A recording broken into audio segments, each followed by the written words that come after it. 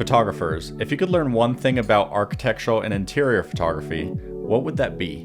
When I first started shooting interiors, the main thing I struggled with was learning how to properly light the scene so that the natural colors and tones of the space looked accurate, then learning the editing techniques needed to seamlessly blend all of those layers together for a natural, editorial final image. Today I'm going to show you my top 5 tips for taking better architectural and interior photos. Tip number 1 is embracing the shadows. Shadows are what give an image depth, texture, and atmosphere. When you attempt to remove shadows completely, you lose dimension, highlight textures, and mood.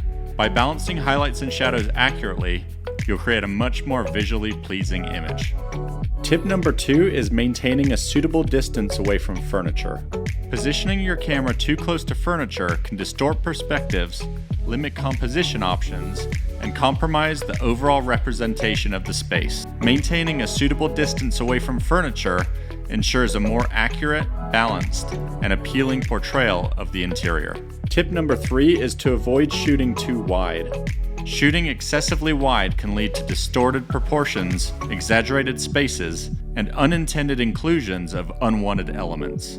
Photographers looking to work in the architectural and interior design space need to rethink composition. Instead of using super wide focal lengths like 14 to 16 millimeter, try using 24 to 50 millimeter focal lengths to compress the background. Focus on highlighting architectural details and vignettes of design elements instead of shooting the entire space. Tip number 4 is to make sure you're not oversaturating your colors. Oversaturating your colors, especially blue and yellow tones, leads to an unnatural appearance, an overall inaccurate representation of the color, and distracts away from interior design elements. Striking a balance in color adjustments is essential to maintain accuracy, which is crucial in this industry.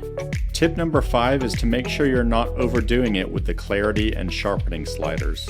Maxing out the clarity and sharpening sliders while editing architectural and interior photos can lead to a cartoonish or artificial appearance. The clarity slider creates noise and graininess, as well as introduces moire and makes highlights look muddy. And the worst offender of all is the unpleasant halos caused by the overuse of these tools.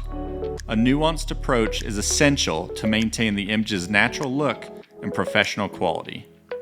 If you need more help with your architectural and interior photography, learning my workflow of how to frame the shot, light the scene, edit the images, and the business behind photography, check out our course.